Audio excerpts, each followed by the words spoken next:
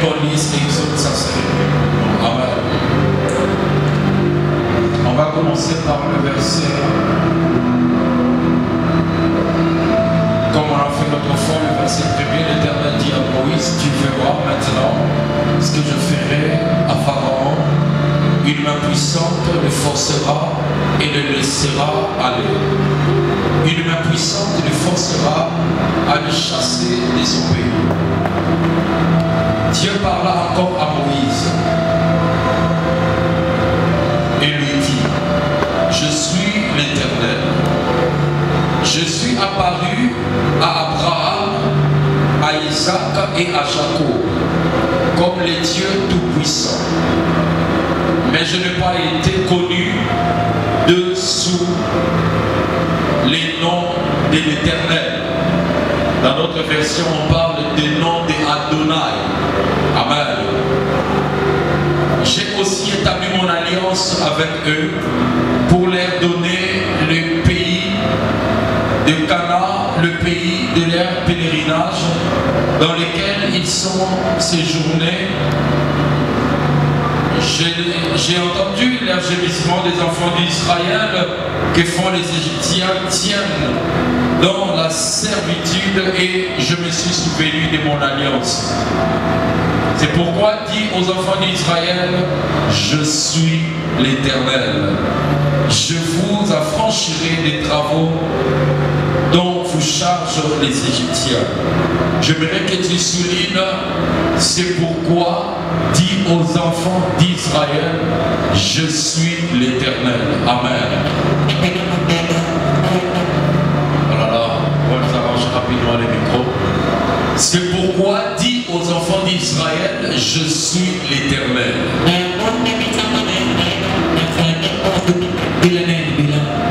Papa Moïse vient nous aider avec l'autre micro qui nous dérange un peu. Amen.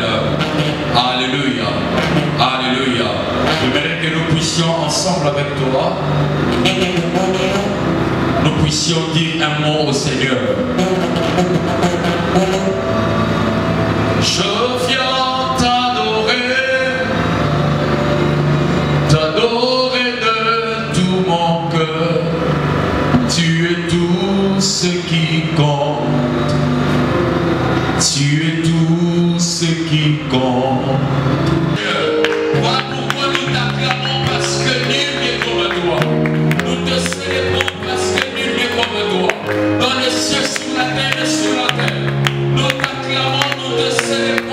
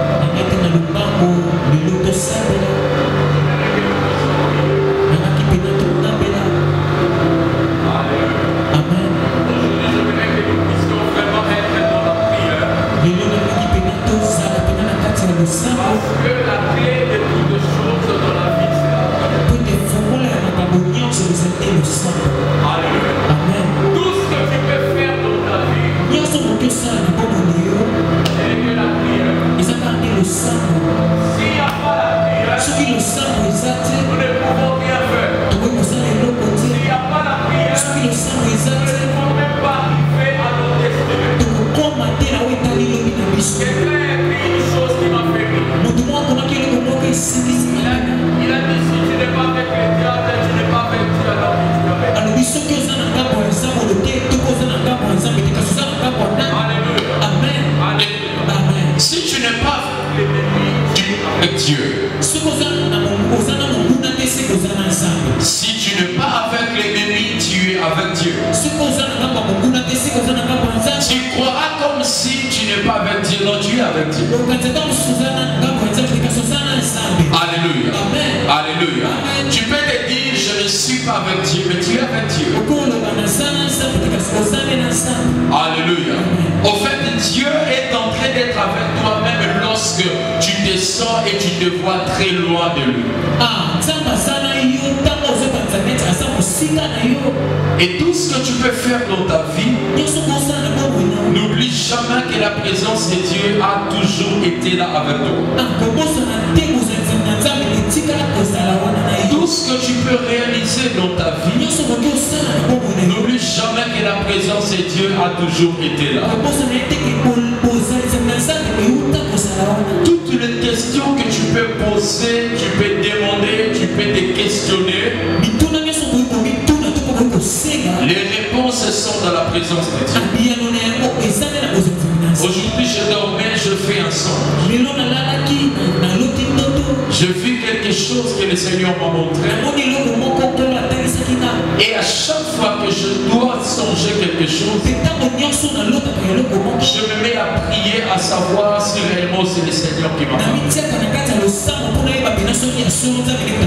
Et quand je finis cela, je commence à prier. Quand je finis à prier, c'est là que je peux comprendre clairement que c'est exactement Dieu qui veut me dire. Et après avoir été au courant que c'est le Seigneur qui m'a parlé, je fais quelque chose. Je reçois, je fais souvent quelque chose. Je demande à Dieu l'interprétation de ce qu'il m'a montré. Tout ce que je peux faire dans ma vie, tout ce que tu peux faire dans ta vie, et tout ce que nous pouvons faire dans notre vie. Alléluia. Tout ce que tu peux faire dans ta vie, tout ce que je peux faire dans ta vie, et tout ce que nous pouvons faire dans nous, tout ce que nous pouvons réaliser dans nous, émane de Dieu. Toutes les questions dans ta vie, parle à Dieu. Il n'y a rien dans ta vie qui peut arriver si le Seigneur ne le permet. Il n'y a rien dans ta vie qui peut arriver si le Seigneur n'avait pas déjà conçu ça depuis le commencement. Et tout ce qui arrive dans ta vie, de bien ou de mal, Dieu sait avant que toi tu puisses le savoir. Il est possible et il est très important de pouvoir être étonné dans la présence de Dieu. Alléluia. Alléluia. Être dans la présence de Dieu. Alléluia. Et lorsque nous sommes dans la présence de Dieu, nous faisons beaucoup de choses qui sont intéressantes. Lorsque nous sommes dans la présence de Dieu, il n'y a rien qui peut rater notre sensibilité. Lorsque nous sommes dans la présence de Dieu, il n'y a rien qui peut nous empêcher à s'accomplir sur la terre. J'étais en train de dire le mercredi passé que Moïse était en train à chaque fois de se tenir dans la présence de Dieu. Nous avons pris Moïse comme l'image de quelqu'un qui doit libérer un groupe de gens, qui doit libérer une famille, qui doit libérer quelqu'un, qui doit libérer une société, un groupement de gens en général.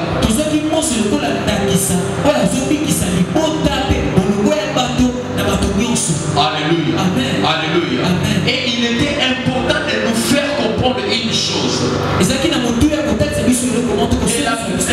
De la même manière, Moïse était là pour accomplir une mission de libérer le peuple d'Israël, sa famille d'Israël en Égypte.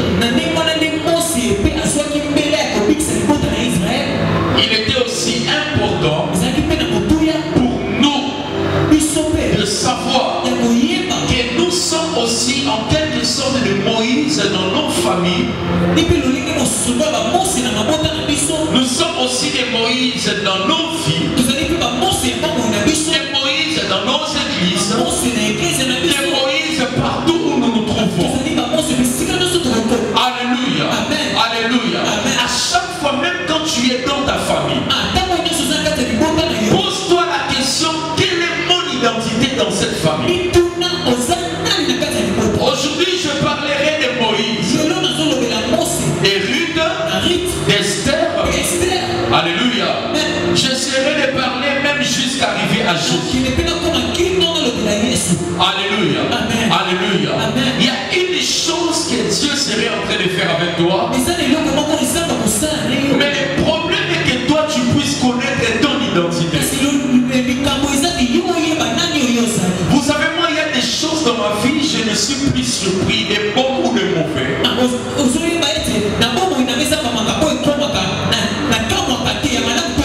Il y a des choses dans ma vie, je ne suis plus surpris. Et comme des choses comme des mauvaises choses, je ne me surprends plus. Parce que je connais mon identité. Je connais mon identité dans ma famille. Je connais mon identité partout où je fréquente. Alléluia. Un frère a monté son entreprise et m'avait sollicité d'être souvent avec lui. Quand je viens directement, je lui partage ce que je connais faire et tout. Il m'a dit mon entreprise, je vais les monter, d'ailleurs je n'ai même pas d'argent.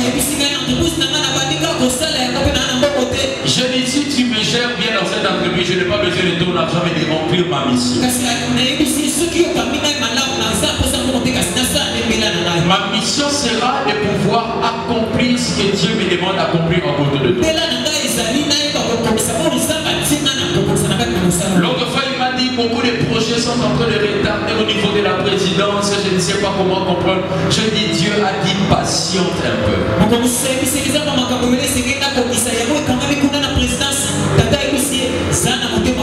Mais il me mettait trop de pression. Mais qu'est-ce que Dieu dit? On va faire ceci, on va faire cela. Je dis, ne sois pas pressé. Écoute ce que Dieu te dira de faire.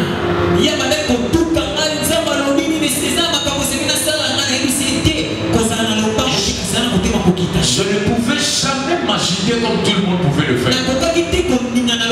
Je pouvais être à l'aise et tranquille.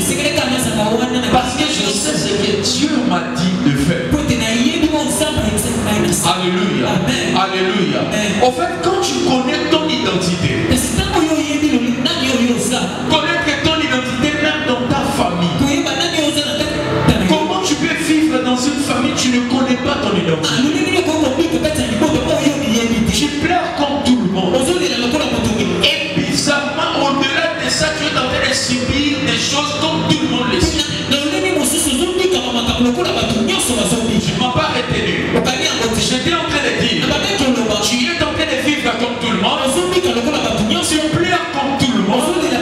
Et tu es en train même de pouvoir subir des choses comme tout le monde subisse. Ça ne se passe pas de cette manière.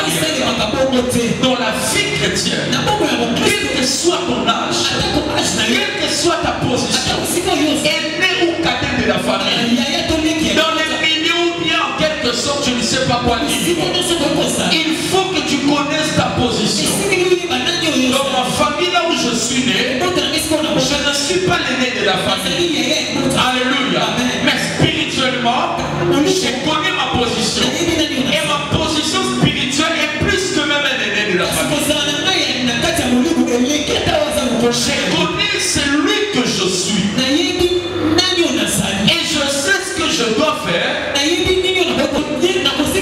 Aller toucher ce Moïse là entre tes mains. Je ne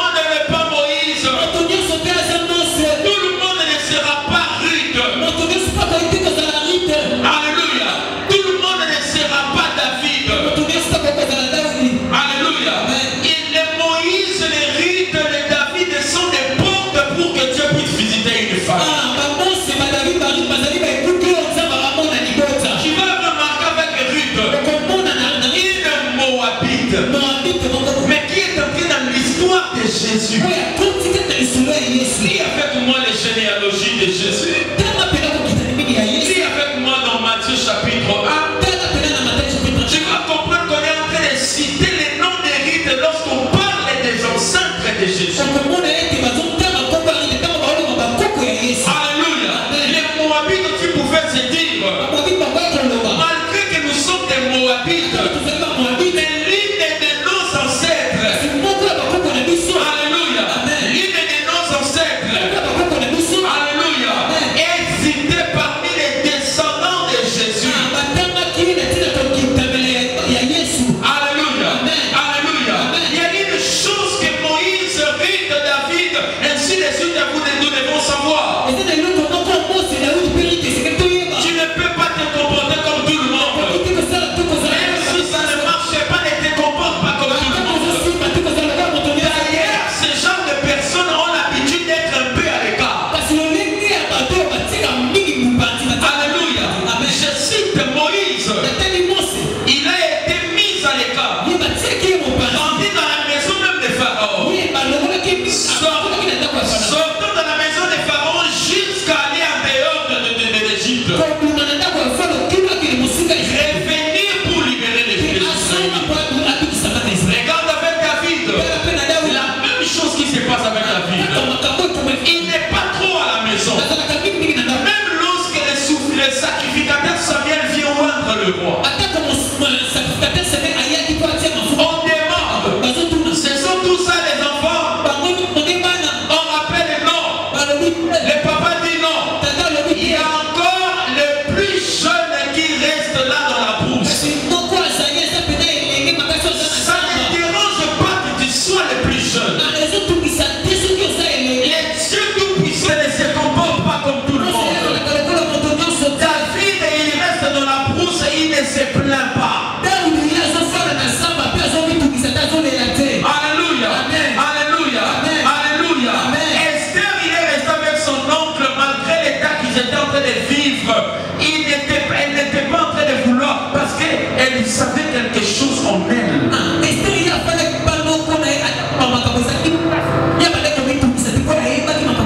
Tu as reçu l'onction royale. La semaine passée, nous étions dans le bain de l'onction. Dieu vous veut. Dieu veut que vous puissiez être conscient de votre position. Parle à Dieu selon ta position.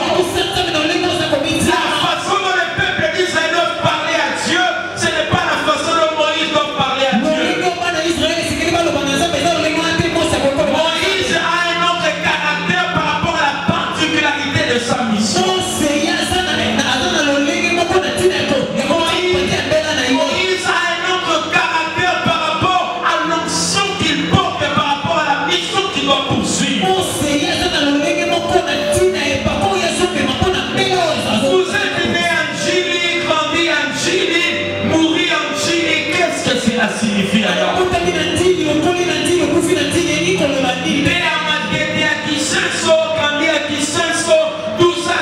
Qu'est-ce que cela signifie? Même celui-là qui habite à Gombe, depuis qu'il est né, il est à Gombe, il fait tout à Gombe, il va mourir, c'est quoi ça?